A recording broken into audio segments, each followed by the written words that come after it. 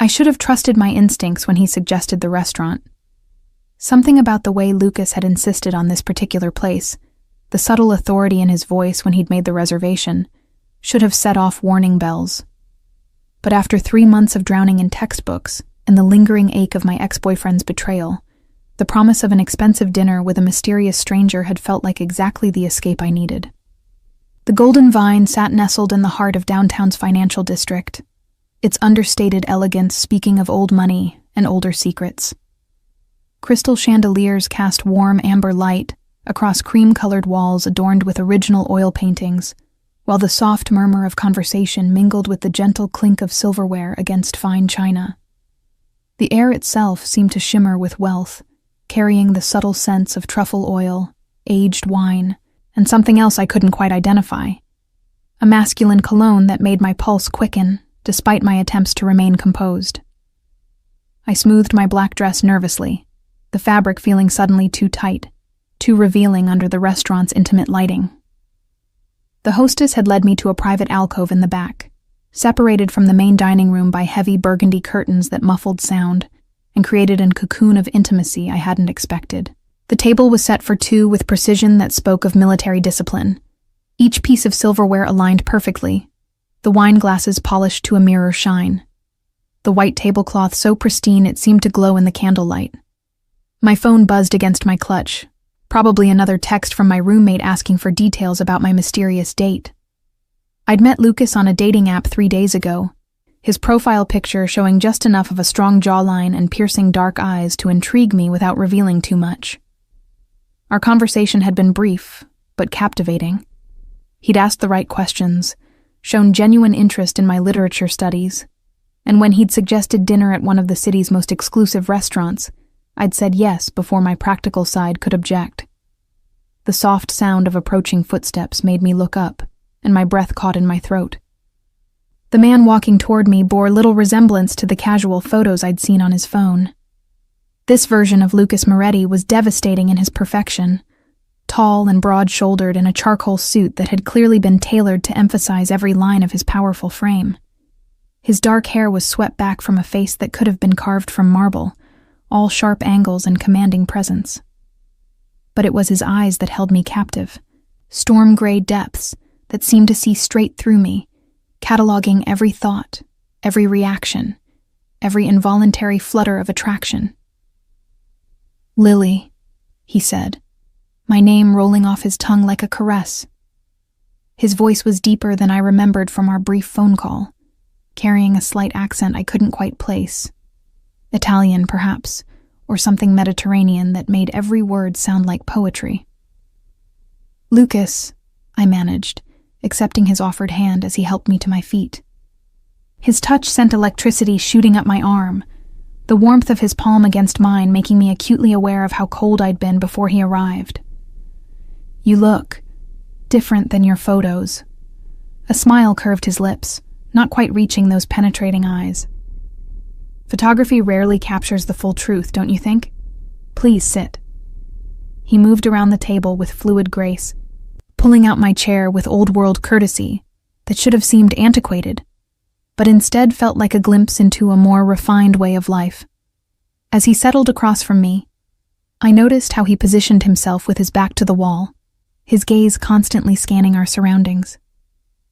The behavior struck me as odd, hyper-vigilant in a way that suggested either paranoia or the kind of wariness that came from real danger. "This place is incredible," I said, gesturing toward the opulent surroundings as a server appeared, seemingly from nowhere to pour wine from a bottle I was certain cost more than my monthly rent. "I've never eaten anywhere this fancy before."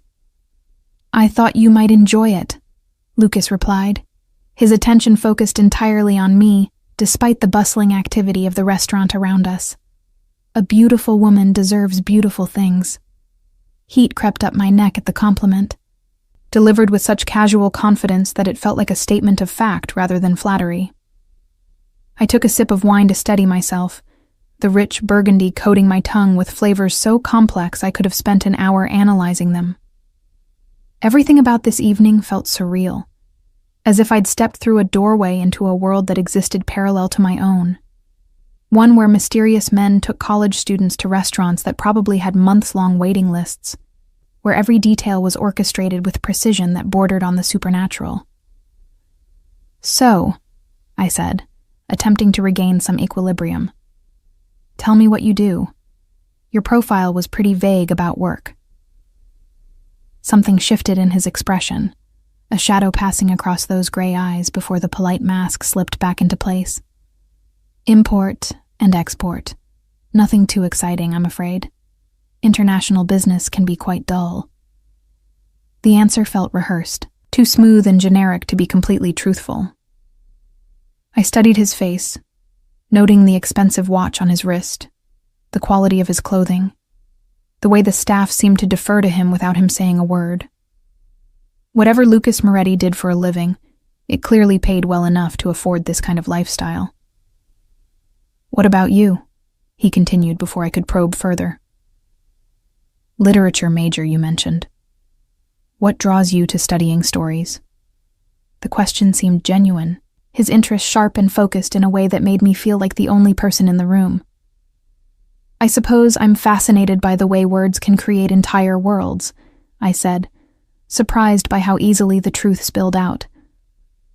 "The power of narrative to shape reality, to make people feel things they've never experienced. There's something almost magical about the right combination of words." "Magical," he repeated thoughtfully, his gaze never leaving my face. "Yes, I can see how that would appeal to you. You have the look of someone who believes in magic." Before I could ask what he meant by that, our server returned with the first course. Something delicate and artfully arranged that probably had a French name I couldn't pronounce. The interruption gave me a moment to study Lucas more carefully, and what I saw made my pulse quicken for reasons that had nothing to do with attraction. He carried himself like a man accustomed to command, every gesture precise and controlled. When he spoke to the server, his tone was polite, but carried an underlying authority that suggested he was used to being obeyed without question. The way other diners occasionally glanced our way, their expressions mixing curiosity with what looked suspiciously like deference, hinted at a level of recognition that went beyond mere wealth. "Are you enjoying your meal?" he asked, cutting into his own dish with surgical precision. "It's incredible," I admitted, savoring flavors I couldn't begin to identify. "Though I have to ask, how did you get a reservation here on such short notice? I looked this place up online, and everything I read suggested they're booked months in advance." That shadow passed across his features again, and for a moment, his carefully composed mask slipped just enough to reveal something darker underneath. "I have connections," he said simply. "When you know the right people, certain doors open." The way he said it sent a chill down my spine, though I couldn't pinpoint exactly why. There was something in his tone that suggested those connections came with a price, that the doors he referenced might lead to places most people wouldn't want to go. But before I could analyze the feeling further, he was asking about my classes, my goals, my dreams, with such focused attention that I found myself opening up in ways I hadn't expected. As the evening progressed through course after exquisite course, I began to relax, despite the nagging sense that I was missing something important. Lucas was charming, intelligent, and showed genuine interest in everything I said.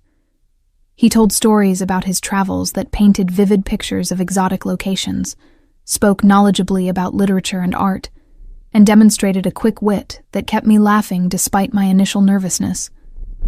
But underneath the surface charm, I sensed something else. A carefully controlled intensity that reminded me of a predator playing with its prey. The way his eyes tracked my every movement, how he seemed to catalog each expression, each gesture, as if he was studying me for some purpose I couldn't fathom. When I excused myself to the restroom, I caught him watching me walk away with an expression that made my breath catch. Not just desire, but something far more possessive, as if he was already calculating how to keep me from leaving. The bathroom was as opulent as the rest of the restaurant, all marble and gold fixtures that belonged in a palace rather than a dining establishment. I stared at my reflection in the ornate mirror, noting the flush in my cheeks, the brightness in my eyes that spoke of attraction I wasn't entirely comfortable feeling. Something about Lucas pulled at me in ways I didn't understand, made me want to lean closer despite every instinct warning me to be careful. When I returned to the table, I found him in quiet conversation with a man I hadn't seen before. Someone whose expensive suit couldn't quite disguise the hardness in his features or the way his eyes constantly scanned the room like a bodyguard's. They spoke in rapid Italian, their voices too low for me to catch individual words, but the tone suggested business rather than pleasure. The stranger melted away as I approached, disappearing so smoothly I might have imagined him if not for the slight tension that lingered in Lucas's shoulders. "Everything all right?" I asked, settling back into my chair. "Of course," he replied, but his smile seemed forced now, and I noticed how his hands remained perfectly still on the white tablecloth, as if he was exercising conscious control over every gesture. "Just a minor business matter. Nothing that should concern you." The phrase sent another chill through me, though I couldn't articulate why. The way he said, "concern you," suggested that there were many things in his world that I shouldn't worry about, that he was accustomed to compartmentalizing his life in ways that kept certain truths hidden from view. As we shared dessert, a chocolate creation that was more art than food, Lucas leaned back in his chair and studied me with renewed intensity. "I find myself curious about something, Lily," he said, his voice taking on a lower, more intimate tone. "What made you say yes to dinner with a stranger? You strike me as someone who's typically more cautious." The question caught me off guard with its perceptiveness. Honestly, I'm not sure. Maybe I was tired of being cautious. My last relationship ended badly, and I suppose I wanted to do something spontaneous for once. "Ah," he said, something predatory flickering in his eyes. "A broken heart, then. Someone hurt you." It wasn't a question, and the certainty in his voice made me uncomfortable. "It's not really something I want to discuss on a first date," I said, attempting to keep my tone light. "Of course not," he agreed smoothly. "But I find myself protective of you already, cara mia. The thought of someone causing you pain." He let the sentence hang unfinished, but something dark and dangerous crept into his expression that made my pulse race for entirely different reasons. The endearment, delivered in what was definitely Italian, sent warmth pooling in my stomach despite the warning bells going off in my head. There was something deeply unsettling about the casual possessiveness in his tone, as if he had already decided I belonged to him based on a single evening together. "Lucas," I began, not sure what I wanted to say but feeling the need to establish some boundaries. "Tell me," he interrupted gently. "What are your plans for the rest of the evening? It's still early, and I find myself reluctant to let this night end." The way he phrased it, not asking what I wanted to do, but what my existing plans were, as if he intended to rearrange them regardless of my answer, sent another flutter of unease through me. But when he reached across the table to cover my hand with his, the warmth of his touch scattered my concerns like smoke. "I should probably head home," I said, though the words felt hollow even to my own ears. "I have classes tomorrow."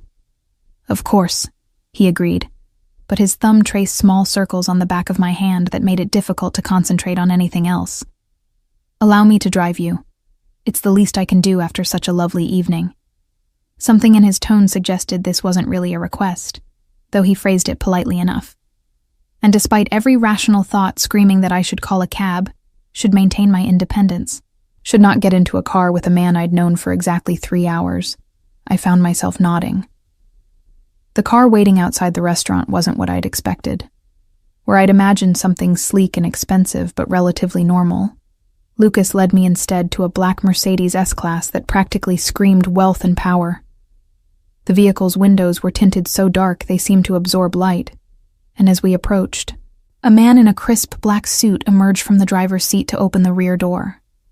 He nodded respectfully to Lucas, his eyes briefly meeting mine with professional courtesy, before returning to scan the street with the same hyper-vigilant awareness I'd noticed in Lucas. "This is Marco," Lucas said as he helped me into the plush leather interior. "He's been with me for several years." Marco inclined his head slightly. "Miss," he said in accented English, his voice carrying the same subtle Mediterranean inflection as Lucas's. There was something about the way he held himself, the slight bulge beneath his jacket, that made me think his role extended beyond simple driving duties. The interior of the car was a study in understated luxury, soft leather seats that seemed to mold themselves to my body, ambient lighting that cast everything in a warm golden glow, and technology integrated so seamlessly it appeared almost magical. Lucas settled beside me, close enough that I could feel the heat radiating from his body, smell that intoxicating cologne that seemed to wrap around my senses like silk. "Where shall I tell Marco to take you?" Lucas asked, his voice low and intimate in the enclosed space. I rattled off my address in the University District, hyper-aware of how shabby my little apartment building must sound compared to the obvious wealth surrounding me. If Lucas found the location surprising or disappointing, he gave no indication, simply relaying the information to Marco in rapid Italian before raising the privacy partition between us and the driver. Suddenly, we were alone in our own private world, the city lights streaming past the tinted windows like falling stars. The silence stretched between us, comfortable yet charged with an undercurrent of tension I couldn't quite identify. Lucas's presence seemed to fill the space, making me acutely aware of every breath, every heartbeat, every tiny shift in the leather seats. "Thank you for tonight," I said, attempting to break the spell his proximity seemed to cast. "Dinner was incredible. I feel like I've stepped into someone else's life for a few hours." His smile in the dim light was enigmatic, almost predatory. "Perhaps you have. Tell me, Lily, do you ever feel constrained by the boundaries of your current existence, limited by the expectations others have placed upon you?" The question was oddly philosophical for casual conversation, and something in his tone suggested layers of meaning I wasn't grasping. "I suppose everyone feels that way sometimes," I replied carefully. "Why do you ask?" Instead of answering directly, he reached into his jacket and withdrew a small black box that made my breath catch in my throat. "I have something for you," he said, opening it to reveal a delicate gold necklace with a pendant that caught the ambient light and threw it back in brilliant sparkles. The piece was clearly expensive, probably worth more than my car, and utterly inappropriate for someone I'd known for less than 4 hours. "Lucas, I can't accept this," I protested, even as my eyes were drawn to the way the pendant seemed to capture and hold light like a tiny star. "It's beautiful, but we barely know each other." "Beauty should be adorned with beauty," he replied, lifting the necklace from its velvet nest. "And I find myself wanting to see how it looks against your skin." Before I could protest further, he was moving closer, his hands gentle but insistent as he fastened the chain around my neck. His fingers brushed against my nape, sending shivers down my spine that had nothing to do with the cool metal settling against my throat. The pendant rested just above my collarbone, its weight a constant reminder of his touch, his claim. "Perfect," he murmured, his breath warm against my ear, though I suspected it would be. The way he said it suggested he'd chosen the piece specifically for me, which was impossible given that we'd met only days ago through a dating app. Unless.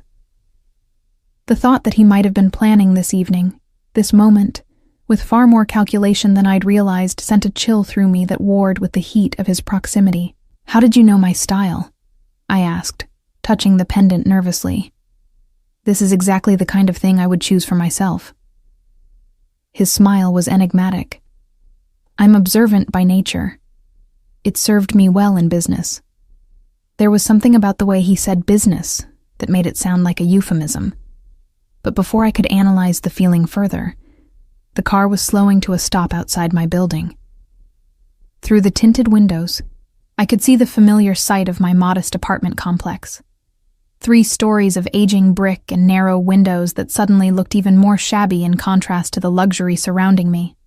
Marco was already out of the car, opening my door with the same professional efficiency he'd displayed at the restaurant. But as I moved to exit, Lucas caught my wrist, his fingers circling the delicate bones with surprising strength.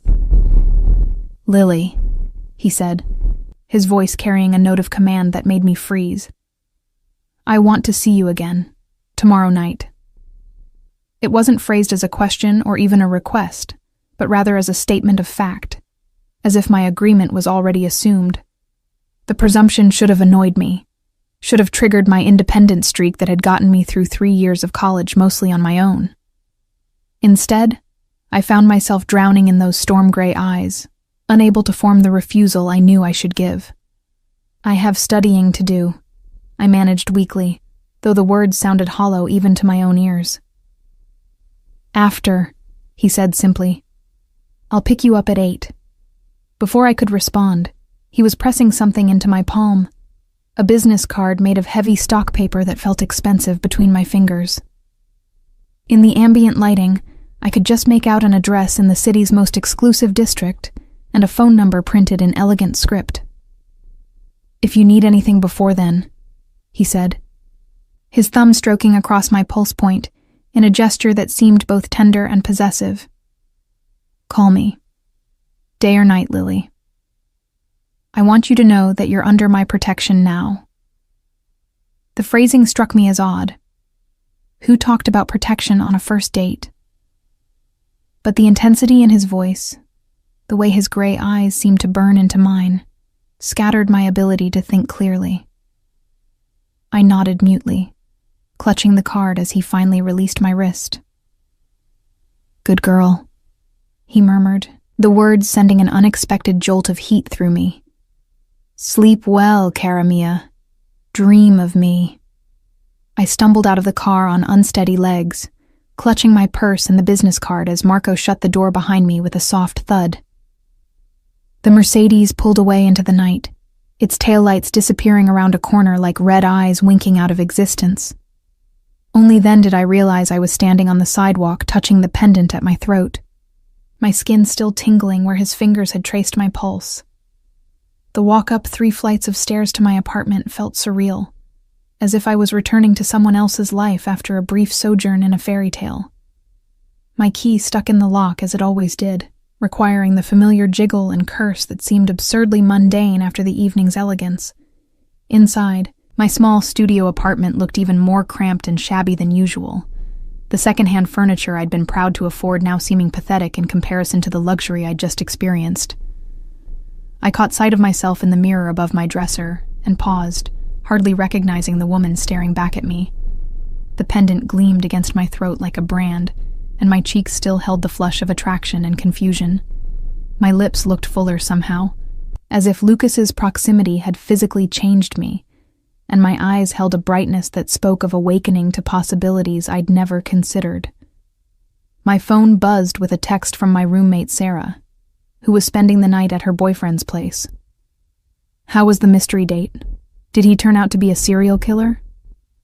I stared at the message, unsure how to respond. How could I explain the evening I'd just experienced? The restaurant that had probably cost more than my monthly budget, the car that screamed wealth and power, the man who spoke to me as if I already belonged to him. How could I describe the way Lucas had looked at me? As if he was cataloging every expression for future reference, or the casual authority with which he'd arranged our next meeting without actually asking for my consent. It was intense, I typed back, then deleted the words. They seemed inadequate to capture the strange mix of attraction and unease coursing through my veins. "Good intense or bad intense," came her immediate reply. I touched the pendant again, remembering the feel of Lucas's fingers against my neck, the way his breath had stirred the hair at my temple. "I'm not sure yet," I finally responded, and realized it was the most honest thing I'd said all evening. After changing into my pajamas, worn cotton that felt rough against skin that still remembered the whisper of expensive fabric, I sat on my narrow bed and examined the business card he'd given me. The address was in the Meridian district, where penthouses sold for more money than most people saw in a lifetime. No business name, no title, just a phone number, and that exclusive address printed on paper that probably cost more per sheet than I spent on groceries in a week. I turned the card over and found something that made my breath catch. My name written in elegant script across the back, as if he'd prepared it specifically for me before our date. The implications sent a chill through me. Had he known from the beginning that he intended to see me again? Had the entire evening been orchestrated with this moment in mind? My laptop sat open on my desk, and before I could think better of it, I was typing his name into a search engine. The results were surprisingly sparse. A few mentions in business journals related to import-export companies, a photograph from a charity gala where he stood slightly apart from the other attendees with the same hyper-vigilant posture I'd noticed at dinner. Nothing concrete. Nothing that explained the obvious wealth or the way people seemed to defer to him without question. But there was something in that charity gala photo that made me look closer. Standing just behind Lucas, and slightly to his right, was the same man who had approached our table during my bathroom break. The one with hard features who had melted away so smoothly, I'd wondered if I'd imagined him. In the photograph, his stance was unmistakably protective, his eyes scanning the crowd even as he remained partially hidden in Lucas's shadow. Bodyguard, I realized with a start. Lucas Moretti traveled with armed protection, which meant either he was paranoid to an extreme degree, or he moved in circles where such precautions were necessary. The thought should have terrified me, should have sent me reaching for my phone to cancel tomorrow night's plans. Instead, I found myself wondering what kind of life required such constant vigilance, what kind of power came with such obvious wealth. I closed the laptop and tried to focus on my evening routine, but everything felt different now. The pendant lay warm against my skin as I brushed my teeth, its weight a constant reminder of hands that had touched me with surprising gentleness. The business card sat on my nightstand like a promise or a threat, depending on how I chose to interpret it. When I finally turned off the lights and slipped under my covers, sleep remained elusive. Every time I closed my eyes, I saw storm-gray irises studying me with predatory intensity, felt phantom fingers tracing my pulse point with possessive certainty. The way he'd said, "You're under my protection now," echoed in my mind, the phrasing growing more ominous with each repetition. Protection from what? And why did the offer feel less like security and more like a silk-wrapped chain? The last conscious thought I had before exhaustion finally claimed me was the realization that tomorrow evening couldn't come soon enough, despite every rational instinct screaming that I should run as far and as fast as possible from whatever Lucas Moretti represented. But reason seemed to have abandoned me somewhere between the first course and his fingers on my skin, leaving behind only curiosity and a dangerous attraction to the kind of man my mother had always warned me about. As I drifted toward sleep, my hand unconsciously moved to touch the pendant one more time, and I could have sworn I felt the phantom pressure of his fingers against my throat, marking me as surely as if he'd branded his name into my skin. The next day passed in a haze of distracted thoughts and phantom sensations. Every time I touched the pendant at my throat, which seemed to happen involuntarily every few minutes, I felt the ghost of Lucas's fingers against my skin. My literature professor's lecture on power dynamics in Victorian novels felt ironically appropriate, though I doubted she intended her students to apply the concepts to their own increasingly complicated love lives. Sarah cornered me between classes, her eyes immediately zeroing in on the necklace I'd tried unsuccessfully to hide beneath my sweater. "Holy shit, Lily," she breathed, reaching out to touch the pendant before I could stop her. "This is real, isn't it? Like, actual diamonds and gold real." "It's just a small gift," I said weakly, knowing how ridiculous the words sounded even as they left my mouth. "Small?" Sarah's voice pitched higher with disbelief. "This thing probably costs more than our rent for the entire semester. What exactly does this guy do for a living?" That was the question I'd been avoiding all day, the one that made my stomach clench with equal parts anticipation and dread. Import and export. I repeated Lucas's vague explanation, but Sarah's expression told me she wasn't buying it any more than I had. Lily, she said, her voice taking on the serious tone she usually reserved for discussions about our post-graduation plans. Be careful. Men don't drop this kind of money on strangers unless they want something specific in return. Her words echoed my own concerns, but they also triggered a defensive response I hadn't expected. Maybe he just wanted to do something nice, I said, though the explanation sounded hollow even to my own ears. Sarah raised an eyebrow, but didn't push further, though I caught her studying me with the same worried expression she'd worn when I'd dated that musician who'd turned out to have a cocaine habit. The comparison made me uncomfortable in ways I didn't want to examine too closely. By the time 8 o'clock approached, I'd changed clothes 3 times and applied makeup with a precision that bordered on obsessive. The face staring back at me from my mirror looked flushed and bright-eyed, vibrating with an energy I couldn't quite contain. The pendant caught the light as I moved, drawing attention to the hollow of my throat, where Lucas's breath had stirred against my skin. At exactly 8 o'clock, my phone buzzed with a text. I'm outside. No greeting, no apology for not coming up to knock like a normal person might. Just the assumption that I would be ready and waiting for his arrival. The presumption should have annoyed me, but instead, I found myself grabbing my jacket and hurrying down the stairs with an eagerness that worried me. The same black Mercedes waited at the curb, but this time Lucas stood beside it instead of remaining hidden behind tinted windows. He wore dark jeans and a charcoal sweater that clung to his broad shoulders, somehow managing to look both more casual and more dangerous than he had in his suit. His hair was slightly mussed, as if he'd been running his fingers through it, and when he smiled at my approach, I felt my knees go weak. Punctual, he observed with approval, opening the car door for me. I appreciate that quality in a woman. The phrasing struck me as oddly formal, but before I could analyze it further, I was settling into the leather seats and breathing in that intoxicating mix of his cologne and expensive materials. This time, Marco wasn't driving. Instead, Lucas slid behind the wheel himself, his movements fluid and controlled as he navigated the evening traffic. Where are we going?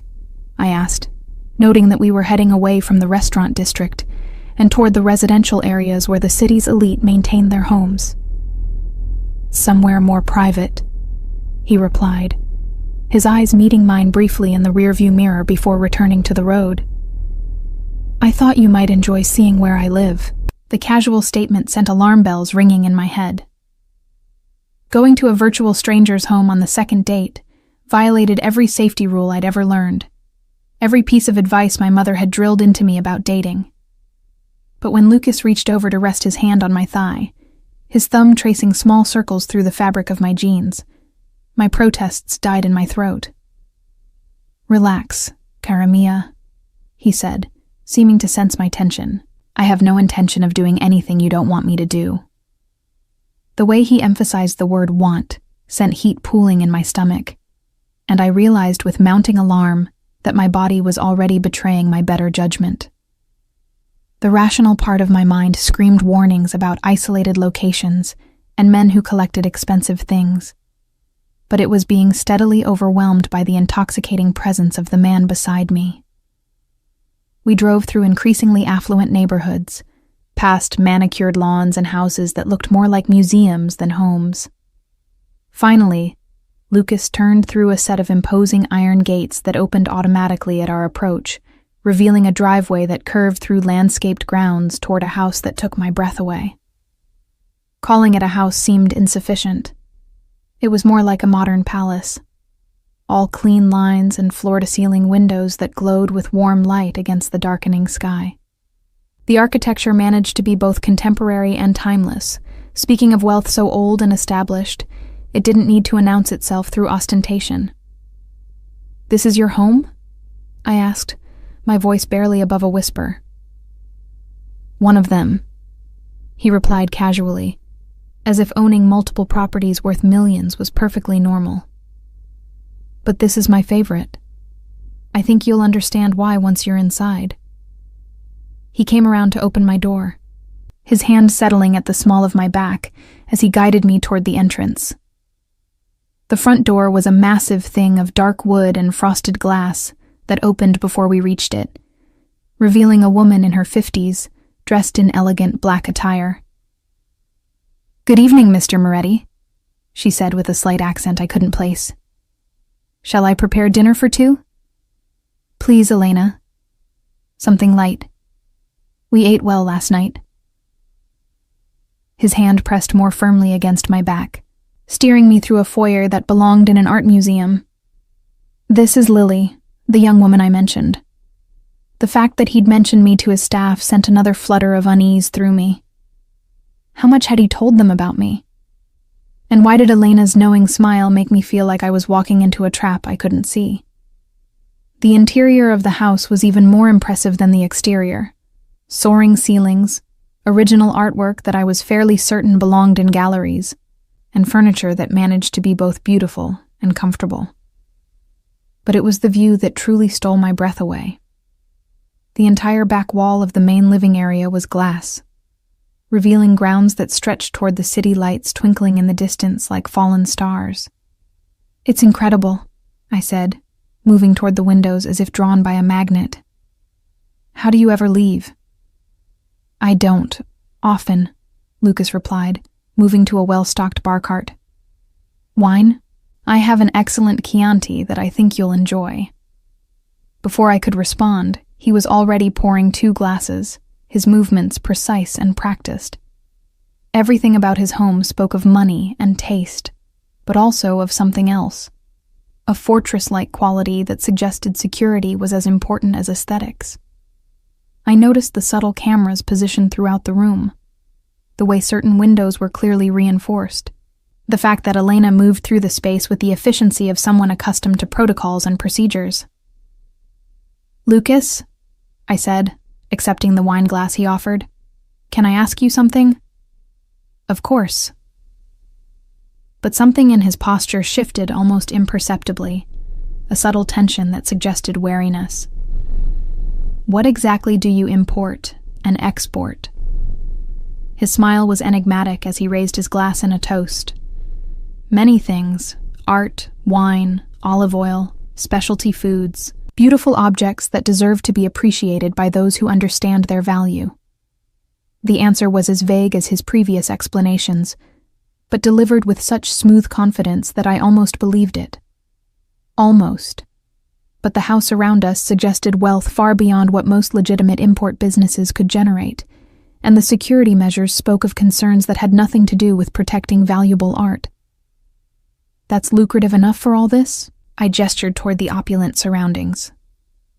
Lucas moved closer, close enough that I could feel the heat radiating from his body, smell that intoxicating cologne that seemed designed to scramble my thoughts. "When you know the right people and understand the true value of rare things," he said, his voice dropping to that intimate tone that made my pulse quicken. "Yes, it can be very lucrative indeed."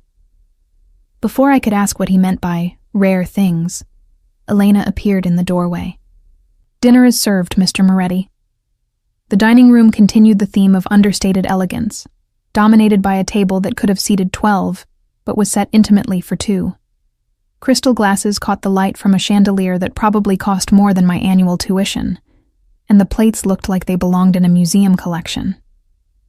"This is too much," I said, feeling overwhelmed by the luxury surrounding me. "I'm just a college student, Lucas. I don't understand why you're doing all this."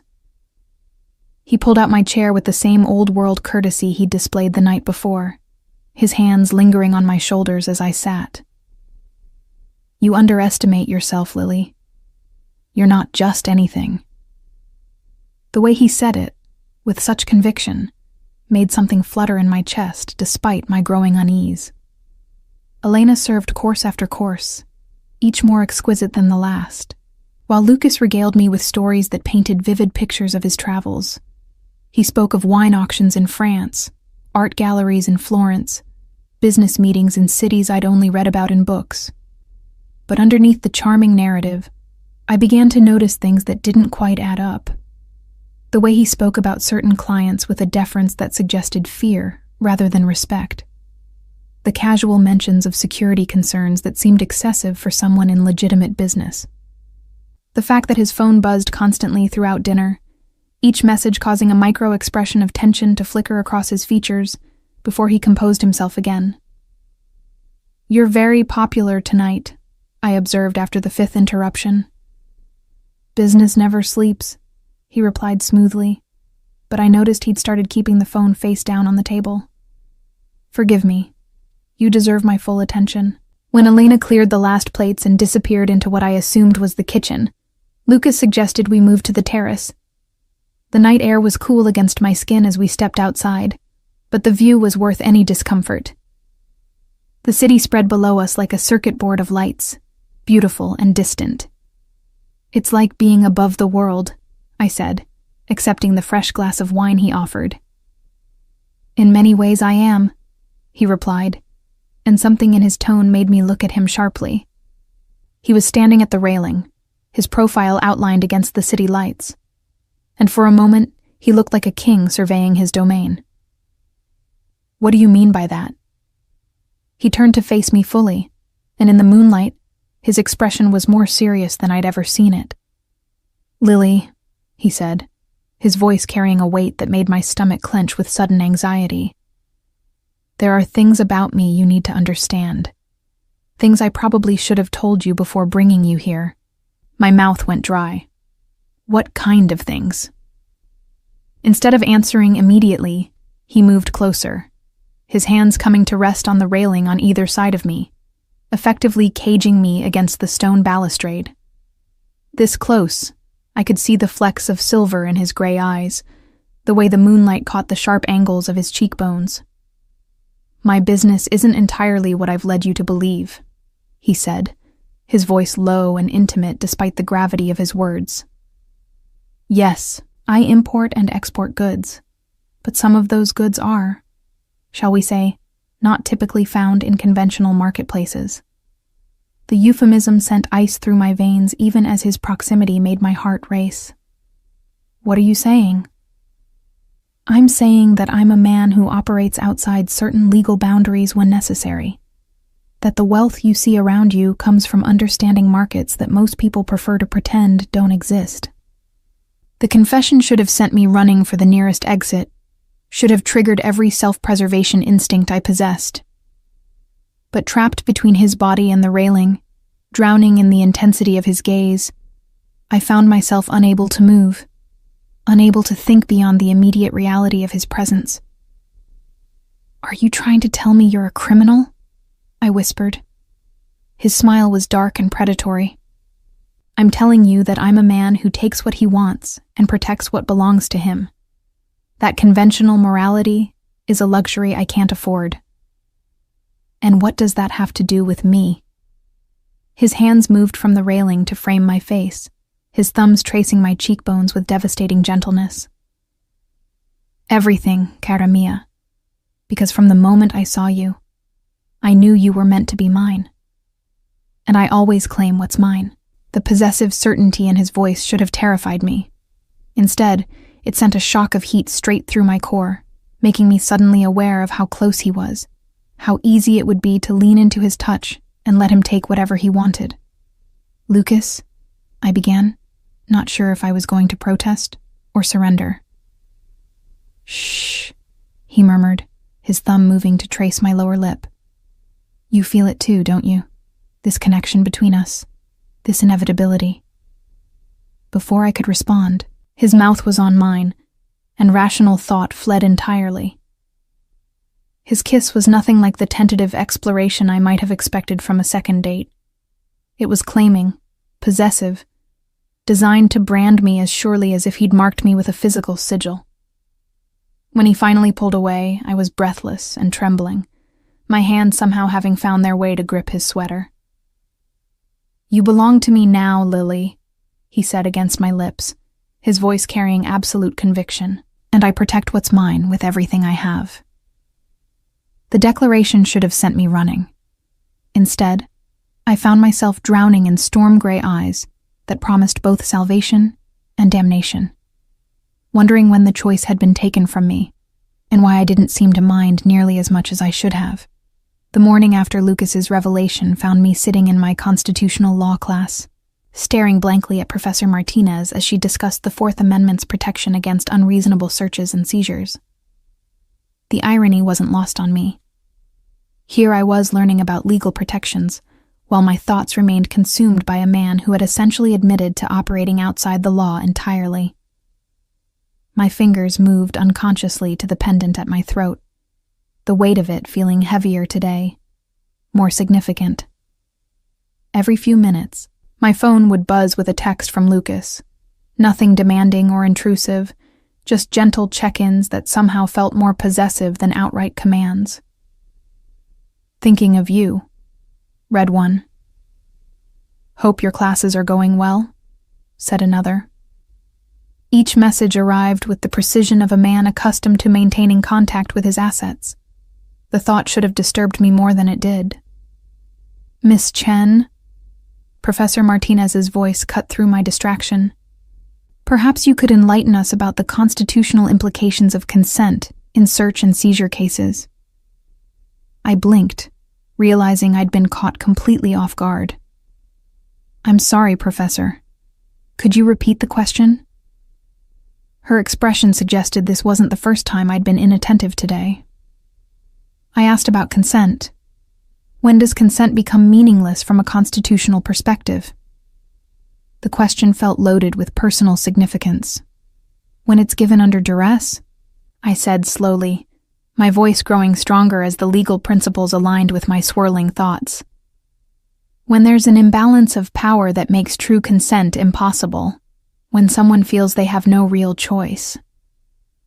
Professor Martinez nodded approvingly, but I barely heard her follow-up explanation.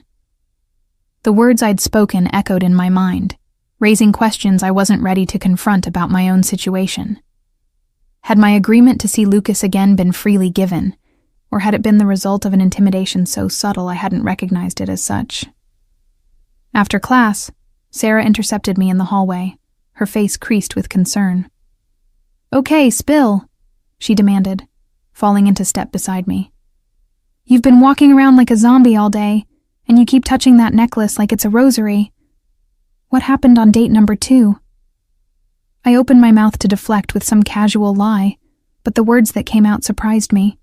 "I think I'm in over my head." Sarah stopped walking, grabbing my arm to halt my progress. "What do you mean? Did he do something to you?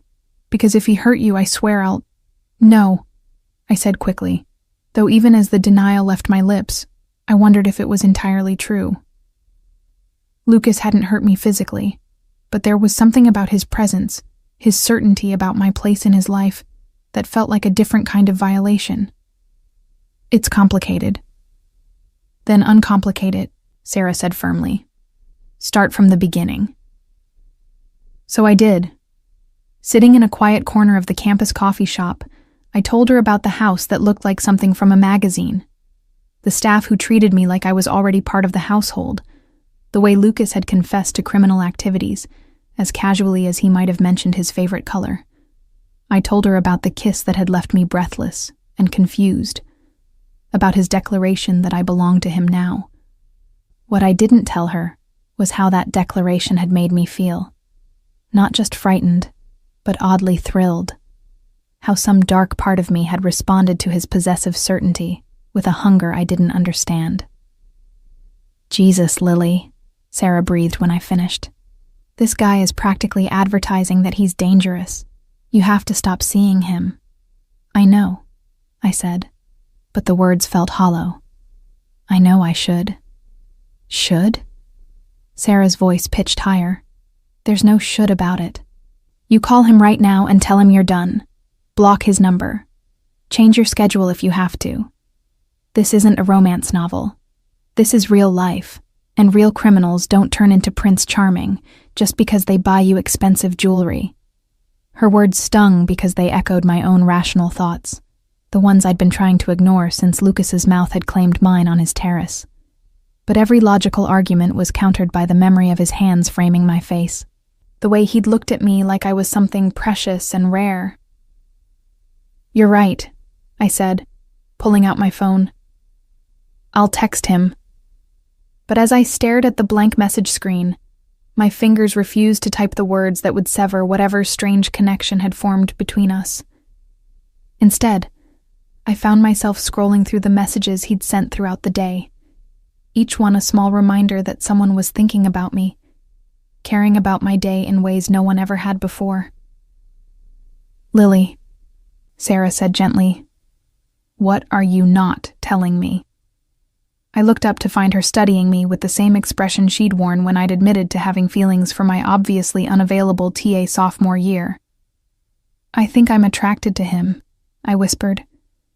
"Not just physically, but to the danger. To the way he looks at me like I'm already his." Sarah's face went pale. "That's not attraction, Lily. That's trauma bonding. Stockholm Syndrome. Whatever you want to call it, it's not healthy." Before I could respond, my phone buzzed with an incoming call. Lucas's name appeared on the screen, and despite Sarah's horrified expression, I found myself answering. "Hello? Cara Mia?"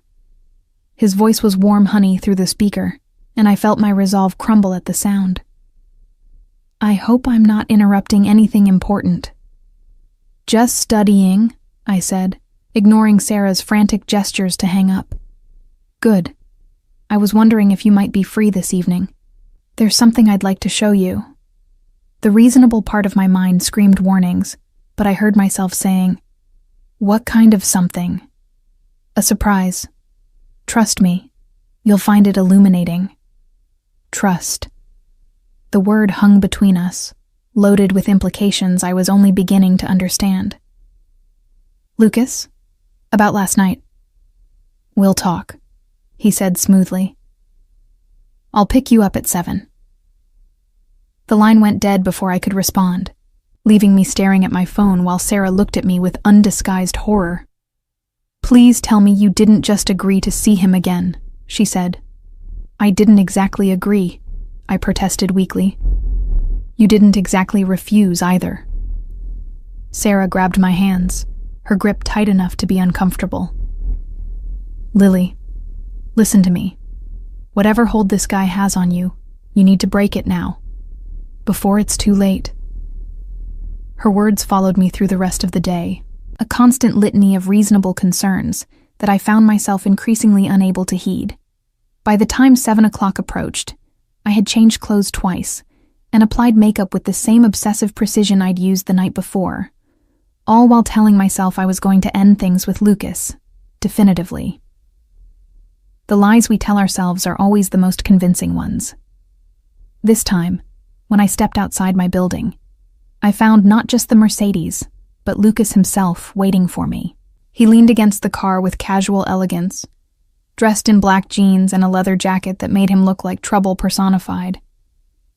When he saw me approaching, his smile was slow and predatory, and I felt my carefully rehearsed rejection speech evaporate like morning mist. "You look beautiful," he said, pushing off from the car to greet me. His hand settled on my waist with possessive familiarity, and before I could protest, he was kissing me. Not the claiming kiss from his terrace, but something softer, more seductive.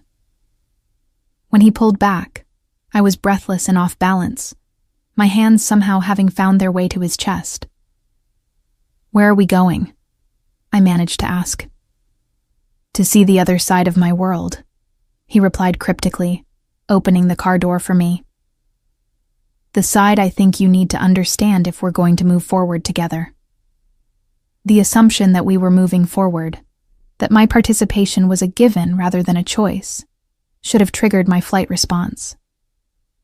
Instead, I found myself settling into the familiar luxury of the car's interior, breathing in his scent and feeling my body relax despite my mind's protests. We drove through parts of the city I'd never seen before, industrial areas that transformed after dark into something altogether different. Neon signs advertised businesses that seemed to exist in legal gray areas, and the people on the streets moved with the kind of purposeful urgency that suggested danger lurked around every corner. "Welcome to the real city," Lucas said, noting my wide-eyed examination of our surroundings. "The one they don't show in tourism brochures." We pulled up outside a building that looked like it might have been a warehouse once upon a time. Now it pulsed with music and colored lights, and a line of expensively dressed people waited behind velvet ropes, while intimidating men in black suits decided who was worthy of entry. "This is yours?" I asked, taking in the obvious exclusivity of whatever was happening inside. "One of my investments," he confirmed, but the way the suited men straightened when they saw him suggested he was far more than a passive investor. "Come, I want you to see what I've built." The interior was nothing like I'd expected from the utilitarian exterior. The space had been transformed into something between a high-end nightclub and an exclusive casino. All dark wood and sultry lighting that made everything feel intimate and slightly dangerous. Beautiful people in expensive clothes clustered around gaming tables where chips worth more than my yearly expenses changed hands with casual indifference. But it was the way people reacted to Lucas's presence that truly opened my eyes to his position in this world. Conversations paused as we walked by, heads inclining in subtle acknowledgement of his status. Staff members materialized to anticipate his needs before he voiced them. Even the patrons, who clearly had money and power of their own, treated him with a deference that spoke of fear wrapped in respect. Mr. Moretti, a woman in an elegant black dress, appeared at his elbow. "Your usual table is ready." We were led to a raised section overlooking the main floor, separated from the general population by both elevation and subtle psychological barriers. From here, Lucas could observe everything while remaining slightly apart, like a king holding court from his throne. "Impressive," I said, accepting the glass of champagne that appeared without being ordered. "This is nothing," Lucas replied, his hand settling possessively on my thigh. "This is just the legitimate face I show the world. The real business happens elsewhere." As if to illustrate his point, a man approached our table. Someone whose expensive suit couldn't quite disguise the hardness in his features, or the way his eyes constantly scanned for threats. He leaned down to whisper something in Lucas's ear, speaking too quietly for me to hear over the ambient music and conversation. Lucas nodded once, his expression growing cold and calculating. "Handle it," he said simply, and the man melted away as quickly as he'd appeared. "Problems?" I asked, noting the subtle tension that had entered Lucas's posture. "Nothing I can't resolve," he replied, but his free hand moved to rest on the table where I could see the expensive watch that probably contained more technology than it appeared to. Business occasionally requires direct intervention. The euphemism sent a chill through me, even as his thumb traced circles on my thigh, the gentle touch at odds with the underlying threat in his words. This was what Sarah had tried to warn me about, the seductive danger of a man who could kill with the same casual efficiency he used to order wine. "Lucas," I began, finally ready to voice the concerns that had been building all day. "Shh," he murmured, his lips close to my ear. "Watch and learn, cara mia. This is the world you're entering, the world where I can give you everything you've ever wanted and protect you from anything that might threaten to take it away." Before I could respond, he was standing, his hand extended to help me up. "Come. There's someone I want you to meet." He led me through the crowd toward a private elevator I hadn't noticed before, one that required a key card to operate. As we rose toward what I assumed were offices or private rooms, I felt the weight of his hand on the small of my back, guiding me deeper into his world with each floor we climbed. The elevator opened into a hallway that was quieter, more serious than the controlled chaos below.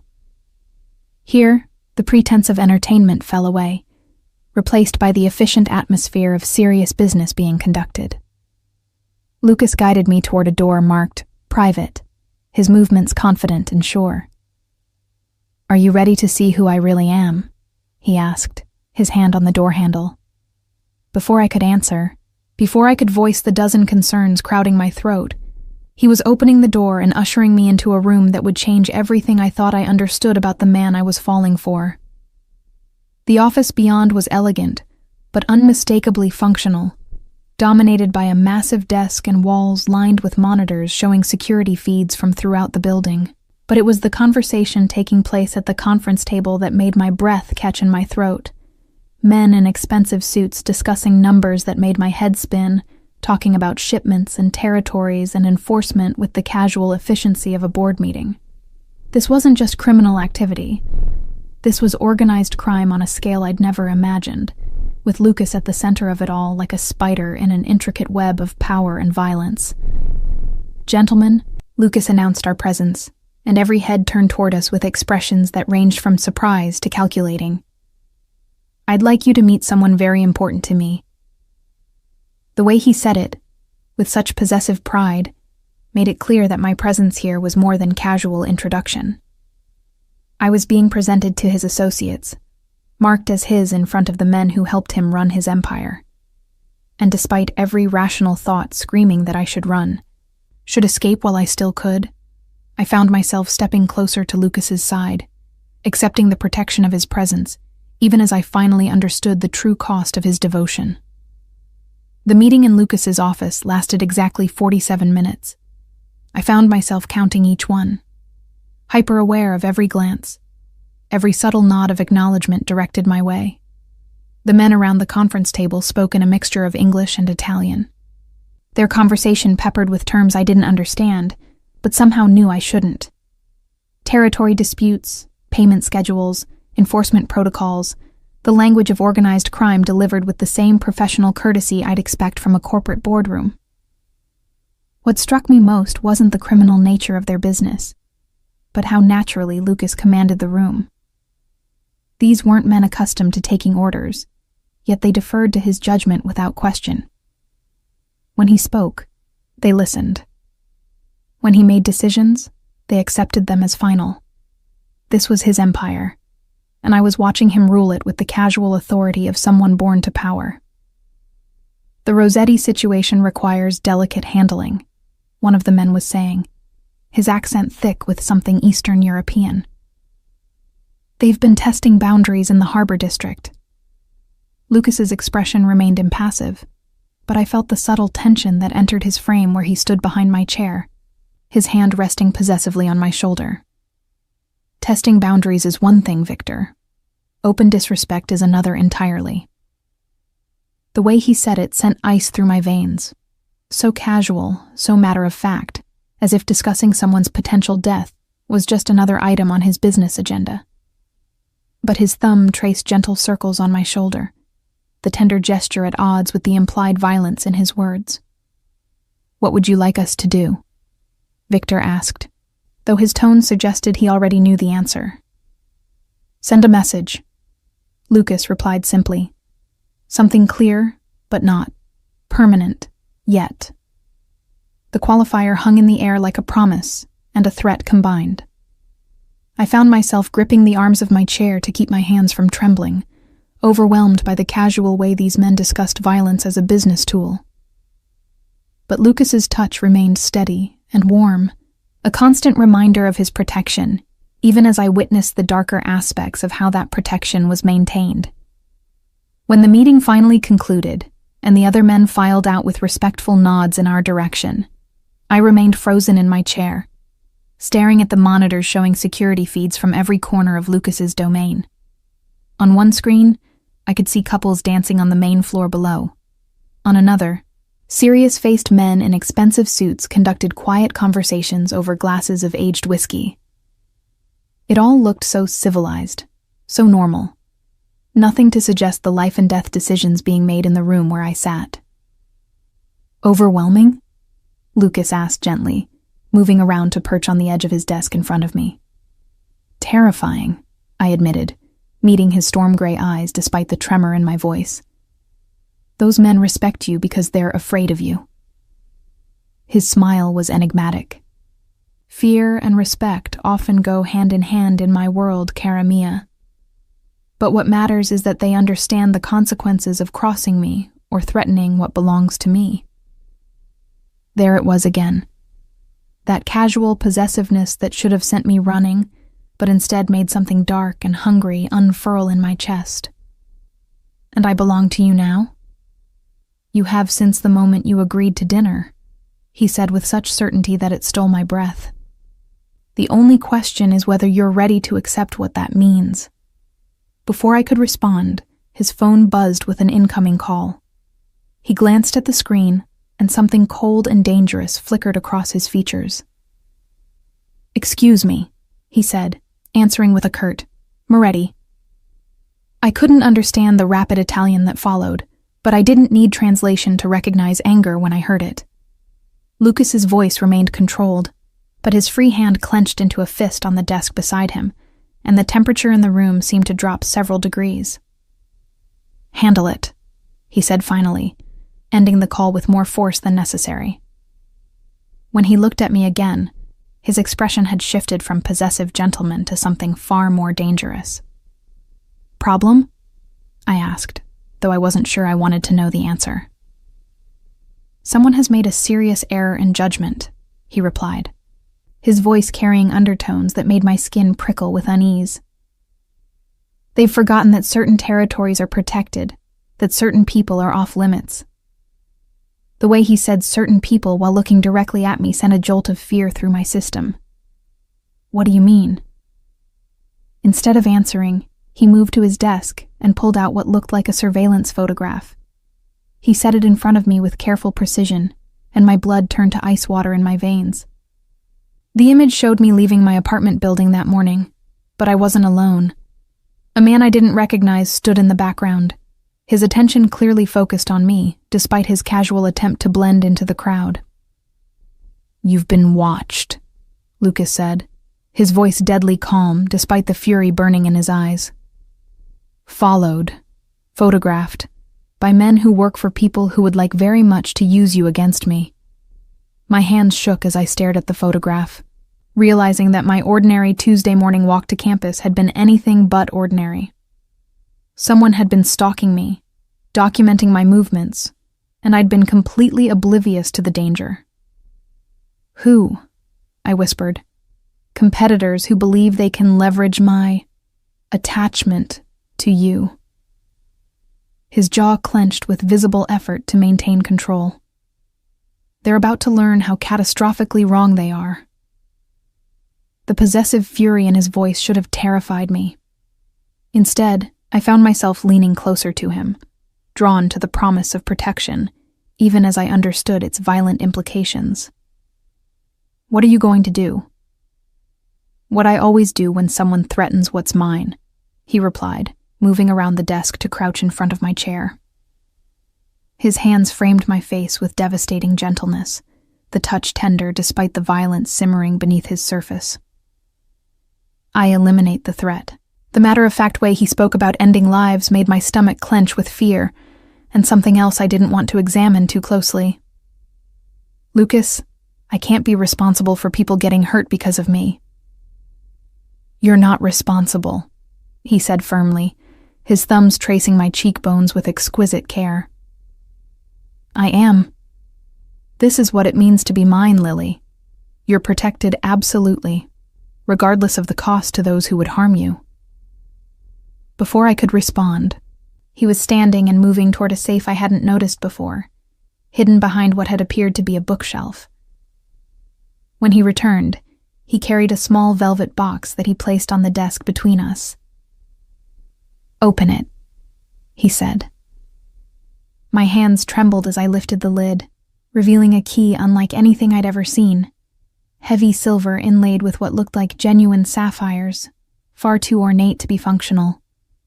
But when Lucas lifted it from its velvet nest, I could see it was very real indeed.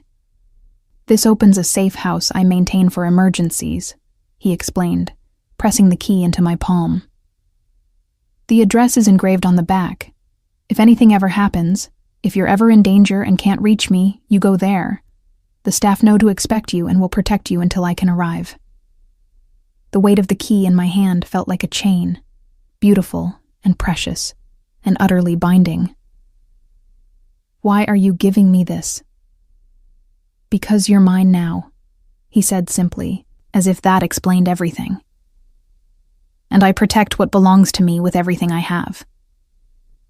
The declaration should have triggered every independent instinct I possessed, should have sent me running for the nearest exit. Instead, I found myself studying the intricate patterns carved into the key, overwhelmed by the implications of accepting it. This wasn't just a romantic gesture.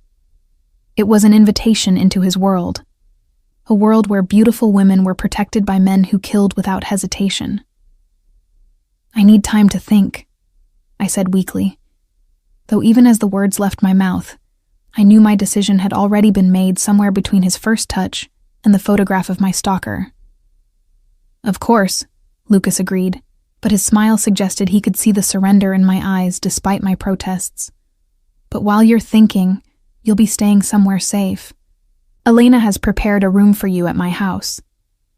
The casual assumption that I would abandon my apartment, my independence, my entire life to hide in his fortress made my pulse quicken with alarm. I can't just disappear, Lucas. I have classes, friends, responsibilities. Which will all be handled, he interrupted gently. Your professors will be informed that you're dealing with a family emergency. Your roommate will be told you're staying with a friend for a while. Everything will be arranged so that your absence raises no suspicions. The efficiency with which he'd already orchestrated my disappearance from my normal life was breathtaking in its completeness. This wasn't a spur-of-the-moment decision driven by the evening's revelation. This had been planned, prepared for, as if my eventual capitulation had been inevitable from the beginning. And if I refuse? I asked, though we both knew the question was purely theoretical at this point. His expression grew deadly serious. Then you'll be in danger, and I'll be forced to take more.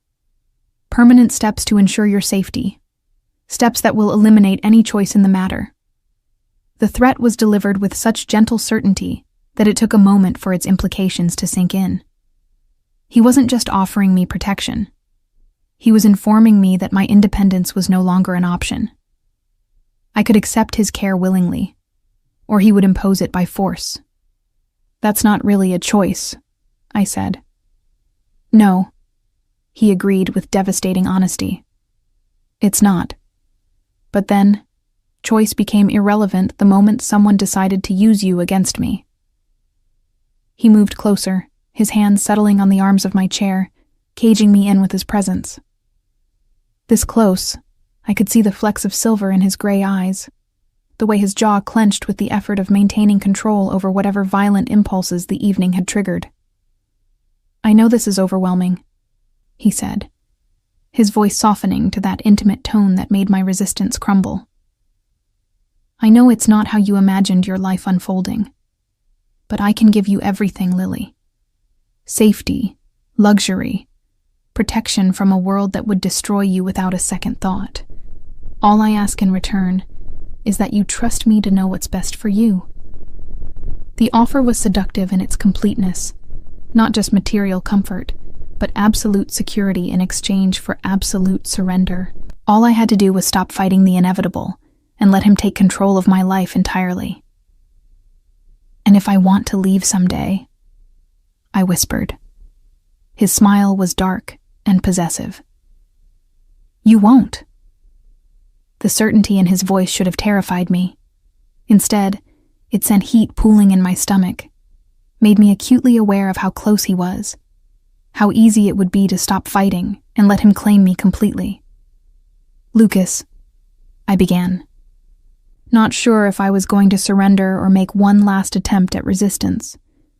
Before I could decide, his mouth was on mine, and rational thought fled entirely. This kiss was different from the others, hungrier, more possessive, designed to brand me as surely as if he'd pressed a hot iron to my skin. When he finally pulled away, I was breathless and clinging to his shoulders, my carefully constructed walls in complete ruins. Say yes, he murmured against my lips. Say you're mine, and let me take care of everything. The word hovered on my tongue, heavy with implications I was only beginning to understand. Saying yes meant abandoning my old life entirely, meant accepting a future where my safety came at the cost of other people's lives, where my comfort was built on a foundation of violence and fear.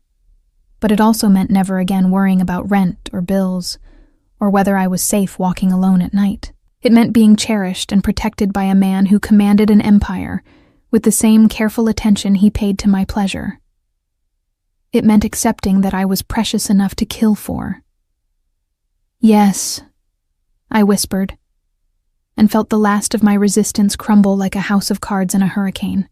His smile was triumphant and tender and terrifying all at once. "Perfect," he murmured, sealing my surrender with another kiss that tasted like expensive wine and inevitable surrender. "Welcome to your new life, cara mia. I promise you'll never regret choosing me." As he led me from the office toward whatever future he'd planned for us, I wondered if regret was even possible when choice had been nothing more than a beautiful illusion all along. 3 weeks later, I stood before the floor-to-ceiling windows of Lucas's penthouse, watching the city spread below me like a glittering circuit board. The view never lost its power to mesmerize, but lately, it felt more like looking at a world I'd once belonged to, rather than one I might return to someday. My old life, the cramped apartment, the part-time job at the campus bookstore, the constant worry about money, seemed like memories from someone else's existence. Elena appeared beside me with a cup of coffee prepared exactly how I'd learned to like it during my stay. Rich, dark, with just a hint of cream and sugar. Everything in Lucas's world was customized to perfection, including me. "Mr. Moretti will be back this evening," she said in her carefully modulated voice. "He asked me to inform you that dinner will be at 8, and he has a surprise for you." I nodded, accepting the coffee while my stomach performed its familiar flutter of anticipation mixed with anxiety. Lucas had been away for 3 days handling what he euphemistically called business complications, something to do with the territorial dispute he'd mentioned in that boardroom meeting that felt like a lifetime ago. I'd learned not to ask for details about his work, understanding instinctively that some knowledge came with prices I wasn't ready to pay. "Thank you, Elena," I said, noting how the older woman's eyes lingered on me with something that might have been sympathy. She'd been nothing but kind during my transition into this strange, new existence, but sometimes I caught her watching me with the same expression someone might wear while observing a beautiful bird in a very elegant cage. The afternoon passed slowly, as they all did when Lucas was away. I'd read 3 books from his extensive library, learned to use the gym equipment he'd had installed specifically for me, and even attempted to paint in the art studio he'd created in one of the spare bedrooms. But nothing quite filled the restless energy that seemed to plague me whenever I was left alone with my thoughts for too long. The truth was, I missed my old life more than I'd expected. Not the financial stress or the uncertainty, but the simple freedom to walk outside whenever I wanted, to make plans without consulting security protocols, to exist without the constant awareness that my every movement was monitored and protected by armed men. Even trips to purchase personal items required advance notice and coordination with Lucas's security team. The golden cage was beautiful, but it was still a cage. My phone buzzed with a text from Sarah, the 3rd one this week. "Still worried about you. Call me when you can." I'd been instructed to maintain minimal contact with my old life to avoid complications, but Lucas had grudgingly agreed that cutting off all communication would raise more suspicions than carefully managed correspondence. So I sent brief, cheerful messages about my family emergency and staying with relatives, while avoiding any specifics that might lead to awkward questions. As evening approached, I found myself taking unusual care with my appearance. The walk-in closet Lucas had stocked for me contained more beautiful clothes than I'd owned in my entire life. Designer pieces in fabric so luxurious they felt like silk against my skin. Tonight, I chose a deep emerald dress that hugged my curves without being overtly sexual, paired with the diamond earrings he'd given me the previous week, just because. Each gift had been a small claiming, I'd come to realize. The necklace from our first date, the earrings, the key to his safe house that now lived in a place of honor on my nightstand. Each beautiful offering had been another link in the chain binding me to his world, and I'd accepted them all with increasing eagerness. At exactly 8 o'clock, I heard the elevator's soft chime announcing Lucas's return. My pulse quickened involuntarily, and I found myself smoothing my hair one final time before moving to greet him. The past 3 weeks had taught me that Lucas valued punctuality and preparation, small ways I could show my adaptation to his expectations. He emerged from the elevator looking devastating in a charcoal suit that emphasized his broad shoulders. But there was something different about his expression tonight. The usual controlled composure was still there, but underneath it lurked a satisfaction that seemed almost predatory in its intensity. "Cara mia," he said, crossing the space between us with fluid grace. His hand settled on my waist as he pulled me close for a kiss that tasted of possession and promises. "You look exquisite." "How was your trip?" I asked, though I knew better than to expect detailed answers. "Productive," he replied, his smile sharp and dangerous. "Very productive. The Rossetti situation has been resolved." The way he said resolved sent a familiar chill through me. I'd learned to recognize the subtle shifts in his tone that indicated when his business had turned violent, and tonight's satisfaction suggested that someone had paid a permanent price for crossing him. "Good," I heard myself say, and realized with a start that I meant it. 3 weeks ago, the thought of Lucas ordering someone's death would have horrified me. Now it merely confirmed what I'd always known, that he was a man who protected what belonged to him with absolute ruthlessness. His eyes lit with approval at my response. "You're adapting beautifully," he murmured, his thumb tracing my cheekbone with devastating gentleness. "Better than I'd hoped." Before I could respond, Elena appeared to announce that dinner was ready, but instead of leading me toward the dining room, Lucas took my hand and guided me toward the elevator. "Where are we going?" I asked as we descended past the penthouse level. "To see your surprise?" he replied, his grip on my hand tightening possessively. "Something I've been preparing since the day you agreed to be mine." The elevator stopped at a level I'd never visited before, one that required Lucas's keycard to access. When the doors opened, I found myself looking at what appeared to be a private office complex. Multiple rooms connected by an elegantly appointed hallway that spoke of serious business conducted away from prying eyes. Lucas led me to a door marked with my name in elegant script, and my breath caught in my throat. Inside was an office that belonged in a magazine spread, mahogany desk, leather chairs, floor-to-ceiling bookshelves, and a view of the city that rivaled his penthouse. But it was the nameplate on the desk that made my knees weak. Lily Chen, Director of Cultural Acquisitions. "What is this?" I whispered, running my fingers along the smooth surface of the desk. "Your new position," Lucas replied, moving to stand behind me, his hands settling possessively on my shoulders. "I've decided it's time you became more formally involved in my legitimate business interests. The job was clearly created specifically for me, a way to give me purpose within his organization, while keeping me firmly under his control." But as I looked around the beautiful office, imagined the work I might do here, I felt something dangerous unfurl in my chest.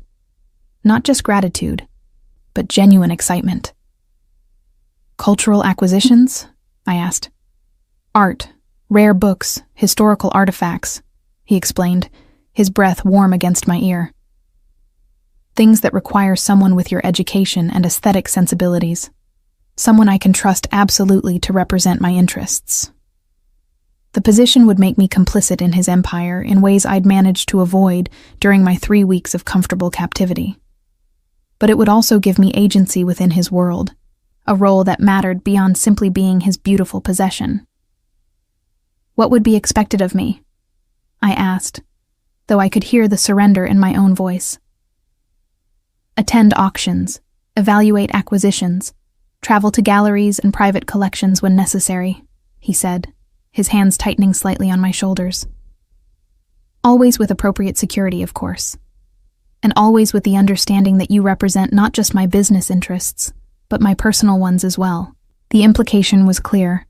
I would be his ambassador to the legitimate art world, marked as his in ways that would make my position in his life unmistakably clear to anyone who mattered. It was a role that would cement my place in his organization, while making it increasingly difficult to imagine any alternative future. "Lucas," I began, not sure what I wanted to say. "There's more," he interrupted gently, turning me to face him. His expression was serious, almost vulnerable in a way I'd rarely seen.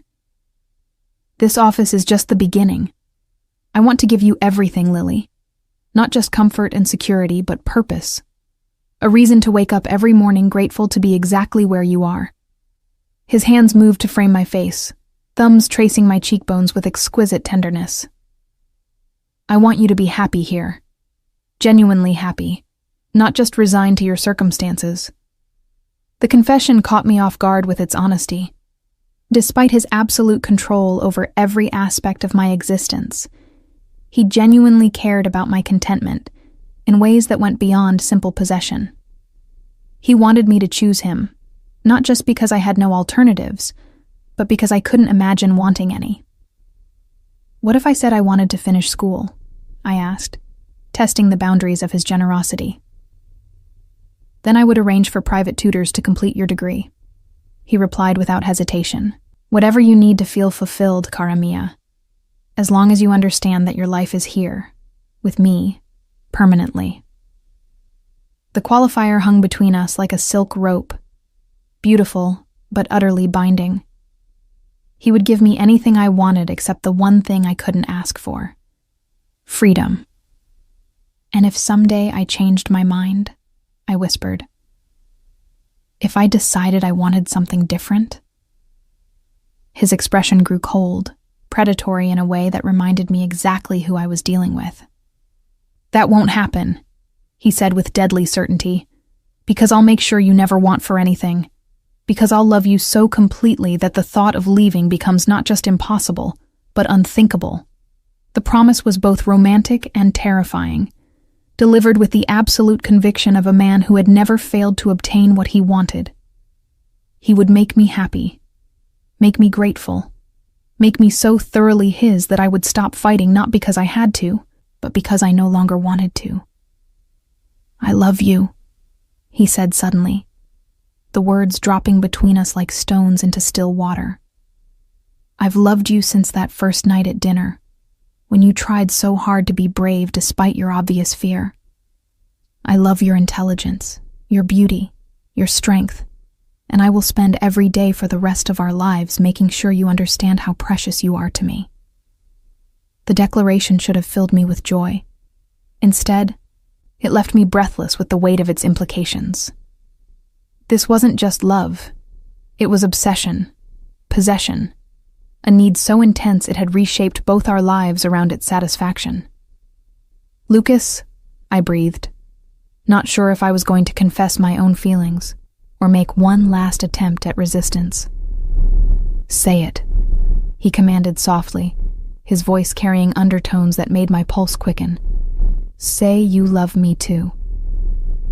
The words hovered on my tongue, heavy with finality. Saying them would be the last step in my transformation from independent college student to willing participant in his dangerous world. Once spoken, there would be no pretending this was temporary, no comforting myself with fantasies of eventual escape. But as I looked into his storm-gray eyes, saw the vulnerability beneath his commanding exterior, I realized the words had been true for weeks.